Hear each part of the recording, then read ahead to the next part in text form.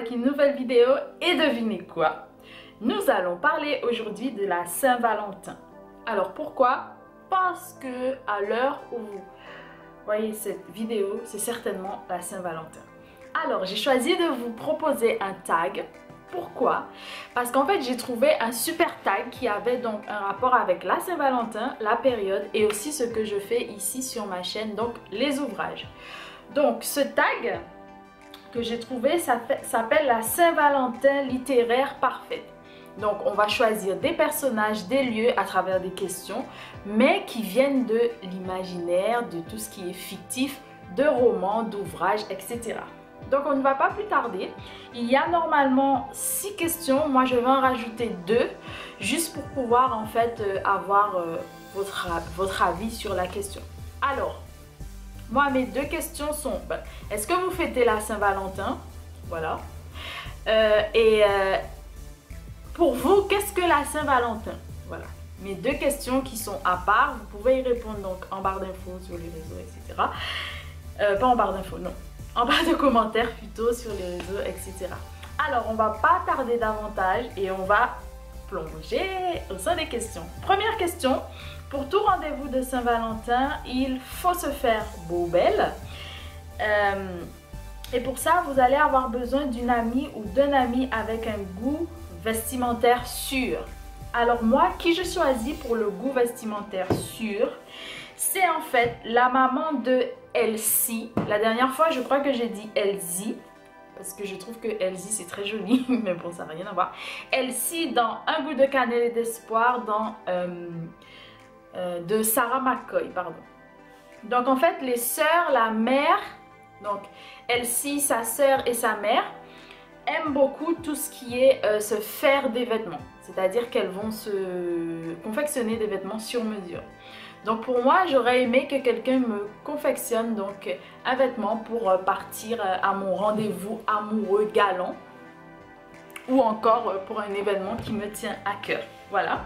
Donc j'aurais choisi donc cette famille, Elsie, sa sœur et sa mère pour me confectionner un vêtement pour l'occasion.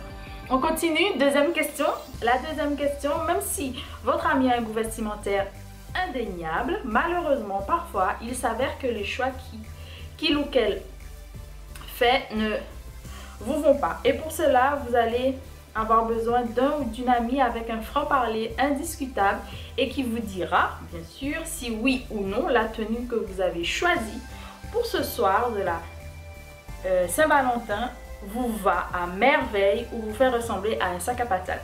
Alors moi je choisirais, ce n'est pas un ouvrage que j'ai lu en entier, mais on va dire que j'ai quelques extraits comme quelques extraits on va dire. Donc c'est La couleur du mensonge, j'en ai parlé dans mes vlogmas, donc j'aurais aimé que le personnage principal, je crois qu'il s'appelle Sage, me donne son avis parce que je sais qu'elle a, qu'elle a un franc-parler, qu'elle est, voilà, que c'est quelqu'un de très honnête, on va dire. Donc si quelqu'un devrait me conseiller, j'aurais choisi Sage de La couleur du mensonge. Pardon. On continue, troisième question. Alors maintenant que vous êtes tout beau, toute belle, tout propre, toute parfumée ou tout parfumé pour ce soir, il faut vous rendre à l'endroit où aura lieu le dîner romantique tant attendu. Alors moi, étant donné qu'il fallait choisir en fonction des romans, des ouvrages que j'ai pu lire, donc moi ce que j'ai choisi c'est Tokyo de Moe Heide, je crois qu'on dit comme ça. Donc ça se passe au Japon.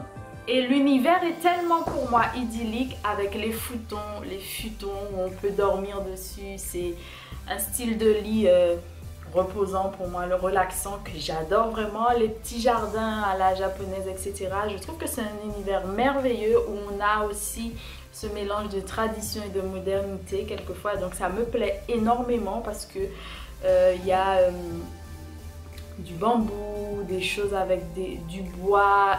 Pour moi, c'est très noble, très simple. Donc, j'aurais aimé un cadre comme ça, qui ressemble beaucoup à Tokyo, où un endroit plus ou moins, voilà, style asiatique. Pour moi, j'aurais apprécié.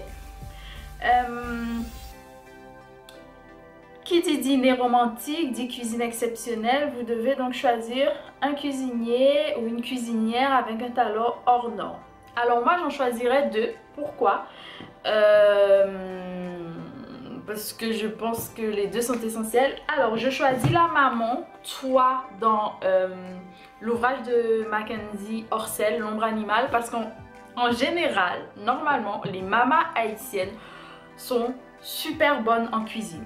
C'est vrai, on n'est pas tous bons en cuisine, quel que soit, voilà.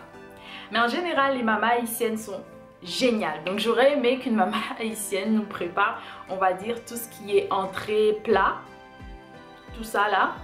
Donc j'aurais choisi toi, de L'ombre animale, et de Mackenzie Orsel. Et j'aurais choisi du coup, pour la pâtisserie, quelque chose que j'aime énormément, mais la pâtisserie allemande pour pouvoir goûter, parce que je n'ai jamais goûté.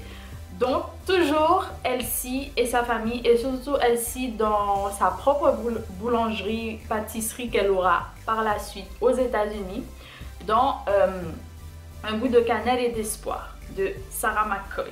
Voilà, ce sont les deux cuisinières que j'aurais choisies. En plus que des femmes. On continue. Vous êtes tout beau. Vous avez un cadre idyllique, un dîner merveilleux, il vous fait bien entendu un cadeau incroyable. Du coup, quelle est la chose que vous aimeriez recevoir de la part de votre Valentin en cette si belle soirée?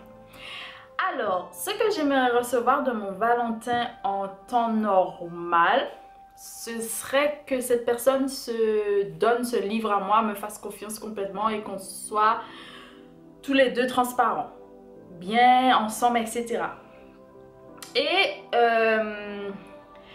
l'ouvrage que je vais choisir, c'est peut-être fou, mais ce serait les 50 Shades of Grey, et surtout la partie Grey, donc le quatrième et dernier, et le troisième irait aussi, parce qu'en fait je pense que Christian a fait un effort pour se donner, se confier et vivre avec quelqu'un qu'il ne pouvait pas tout le temps contrôler, étant donné qu'il est à fond dans le contrôle, dans tout ce genre de choses. Donc j'aurais aimé, oui, partager un univers avec quelqu'un comme ça, on va dire, qui va au fur et à mesure me laisser prendre part à sa vie personnelle, professionnelle, etc. et vraiment se donner à moi essentiellement. Donc pour moi ce serait ça, qu'on soit bien tous les deux, qu'on se donne, voilà. Ce serait ça mon plus beau cadeau, que la personne se sente bien avec moi, que la personne soit confiant, etc. avec moi. Ce serait ça vraiment mon plus beau cadeau. Pas vraiment grand chose de matériel, voilà. S'il me donne aussi quelque chose, je prends, hein. Je ne refuse pas. On continue, sixième et dernière question. Donc pour terminer ce tag, il n'y a pas de Saint-Valentin sans amoureux parfait. Quel est donc votre Valentin ou Valentine pour cette soirée? Alors moi, je choisis encore un personnage qui est, je sais pas, qui est parfois, qui a des comportements étranges. Mais j'aurais encore choisi donc Christian de toute la saga ou série, je sais pas, 50 Shades. Pourquoi?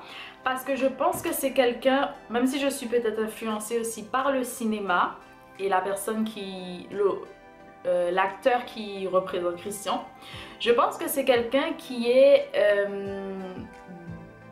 je ne parle pas de ses penchants, etc. mais je parle de la personne qui a eu des difficultés comme nous tous et qui essaie malgré tout d'avancer dans la vie et de réussir.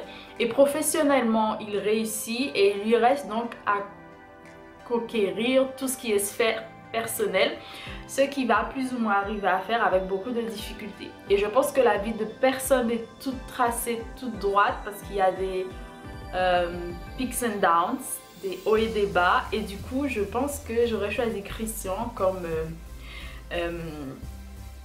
voilà, comme personnage de fiction en tant qu'amoureux parfait. Voilà, je pense qu'on en a terminé. Alors si vous aussi vous pouvez y répondre dans les commentaires, ça me ferait trop plaisir. Donc 6 questions plus les 2 que j'ai rajoutées, donc 8 questions que vous pouvez partager avec moi, avec nous, et nous dire donc comment vous auriez aimé passer votre Saint-Valentin. Quel est pour vous le lieu idéal, la personne idéale, la robe idéale, le cadeau parfait, tout ce que vous voulez, et bien sûr la Saint-Valentin, qu'est-ce que ça représente pour vous? Est-ce que vous fêtez la Saint-Valentin? Et si vous avez davantage de questions, n'hésitez pas à m'en poser dans les commentaires et je serai vraiment ravie d'y répondre. Je vous laisse là pour aujourd'hui. On se revoit très bientôt. À cette période aussi, c'est le carnaval, donc chez moi et aussi au Brésil, etc. Où partout on fête le carnaval. Amusez-vous bien, je vous souhaite une bonne Saint-Valentin. Et bien sûr, à très bientôt pour une nouvelle vidéo.